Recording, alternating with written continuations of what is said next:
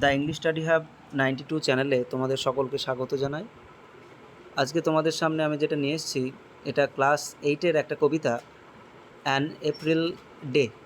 তো an April day এটা Henry Wordsworth লংফেলোর লেখা, খুব ভালো একটা কবিতা। তো এই কবিতার সামারি, যেটা এই গ্রীষ্মের ছুটিতে অষ্টম শ্রেণীর স্টুডেন্টদের জন্য হোমওয়ার্ক হিসেবে অনেক স্কুলে দেওয়া হয়েছে, তো এইটার যেটা সামারি সেটা এখানে দেওয়া রয়েছে। আশা করি তোমাদের সকলের এটা ভালো লাগবে এবং তোমরা এটা পুরোপুরি লিখে নিও, এবং যদি ভালো লাগে বন্ধুদের সঙ্গে শেয়ারটাও করে নিও।